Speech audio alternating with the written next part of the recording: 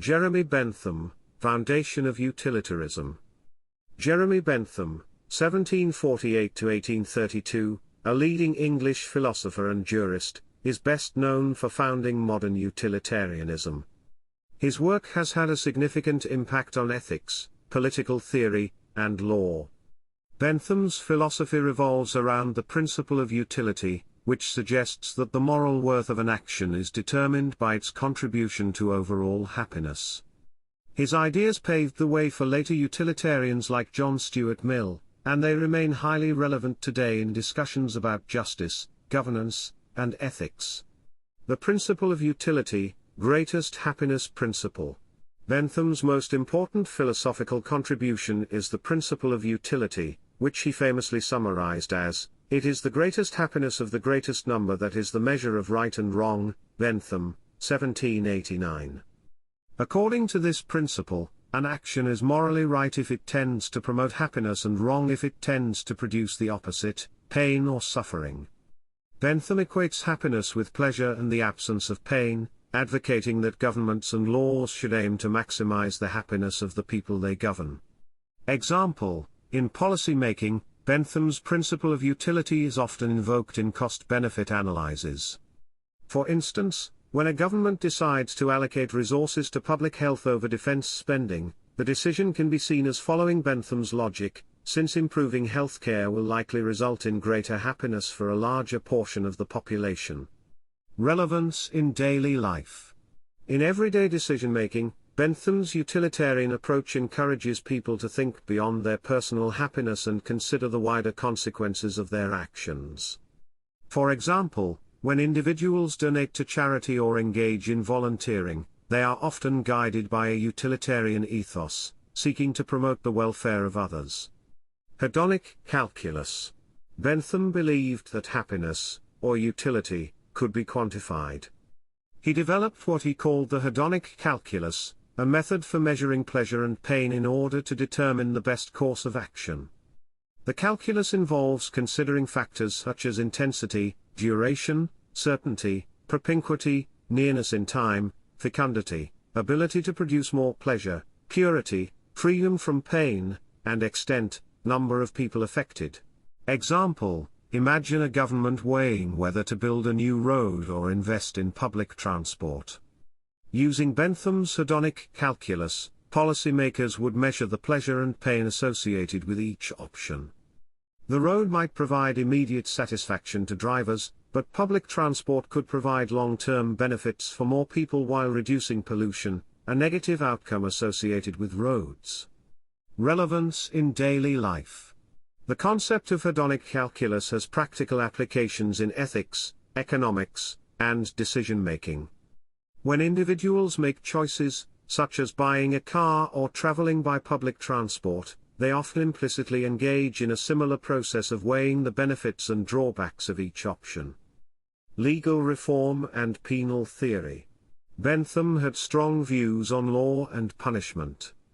He argued that laws should be evaluated based on how well they promote the greatest happiness. Punishment, according to Bentham, is justified only if it prevents more harm than it causes. His works, particularly an introduction to the principles of morals and legislation, 1789, advocate for legal reforms that focus on deterrence and rehabilitation rather than retribution. Bentham was also an advocate for prison reform and famously designed the panopticon, a model prison where inmates would feel as though they were constantly being watched, which he believed would encourage good behavior. Although the panopticon was never fully realized, its design remains influential in modern discussions about surveillance and discipline. Example: Bentham's ideas were revolutionary in his time and contributed to later reforms, such as the reduction of capital punishment and the focus on rehabilitative justice. His ideas continue to influence modern criminal justice systems, where the focus has shifted toward correction and reducing recidivism rather than harsh punishment. Utilitarianism and economics. Bentham's utilitarian framework has a deep connection with economics, particularly in the field of welfare economics. His view that government should aim to maximize overall happiness parallels modern theories of maximizing social welfare. Bentham was also a proponent of economic policies that promote individual freedom and the efficient allocation of resources. Example: Bentham's ideas influenced economic policies that prioritize public welfare projects, such as universal healthcare or progressive taxation, where the goal is to maximize overall happiness by redistributing resources to those who need them most. Relevance for everyday life. Moral decision-making. Bentham's utilitarianism provides a practical framework for making ethical decisions in everyday life. Individuals can apply the principle of utility to assess the moral worth of their actions by considering how their choices affect the happiness of others. For example, when choosing whether to act selfishly or generously, Bentham's philosophy encourages us to consider the broader impact of our actions on those around us. Example: decisions like volunteering for social causes, helping neighbors, or even choosing environmentally friendly products are influenced by a utilitarian mindset, where the goal is to maximize the overall well-being of society. Public policy. In the realm of public policy, Bentham's ideas remain central. Modern governments often use cost-benefit analysis, a method aligned with utilitarianism, to assess the impact of policies. Whether it's climate change legislation, healthcare, or infrastructure projects, policymakers seek to implement solutions that provide the greatest benefit to the largest number of people. Critiques of Bentham's philosophy. Reduction of morality to quantitative calculations.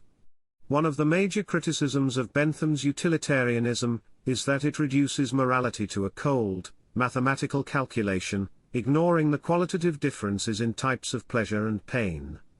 Critics like John Stuart Mill, a fellow utilitarian, argued that not all pleasures are of equal value, and some, like intellectual or artistic pleasures, are inherently superior to others, like physical pleasures.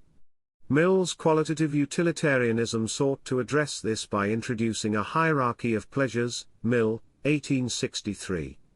Quote, Mill famously stated, "It is better to be a human being dissatisfied than a pig satisfied," Mill, 1863, emphasizing the importance of higher, intellectual pleasures. Neglect of justice and rights. Bentham's philosophy has been critiqued for its potential to justify actions that violate individual rights if they maximize overall happiness. For example, a utilitarian might argue that punishing an innocent person could be justified if it leads to greater happiness by preventing unrest. This concern led to criticisms from philosophers such as Immanuel Kant, who argued that morality should be based on respect for individuals' inherent dignity, not merely on consequences. Kant, 1785. Quote, Bentham himself was critical of natural rights, calling them nonsense upon stilts. Bentham, 1843, because he believed that rights should only be recognized if they promote happiness. Challenges in practical application. Another critique is the difficulty in applying Bentham's theory in real life. While the hedonic calculus is an interesting theoretical tool, critics argue that it is impractical to quantify and compare pleasures and pains in a systematic way. Modern critics, such as Bernard Williams, have pointed out that life is too complex to reduce to a simple calculus of happiness and suffering. Williams, 1973. Quote, Bernard Williams argued, utilitarianism is an inadequate ethical theory because it fails to account for the complexity of human moral life. Williams, 1973. Conclusion? Jeremy Bentham's utilitarianism laid the foundation for a consequentialist approach to ethics, where actions are judged by their outcomes. His ideas about maximizing happiness, legal reform, and economic efficiency continue to influence modern thought and policy making. While his philosophy has been critiqued for being overly simplistic and neglecting important concepts like justice and individual rights, Bentham's utilitarianism remains a central framework for understanding morality and governance. His impact is still felt in law, politics, and economics, making his ideas as relevant today as they were in his time. Don't forget to like and subscribe if you appreciate the video and keep updated on our upcoming content.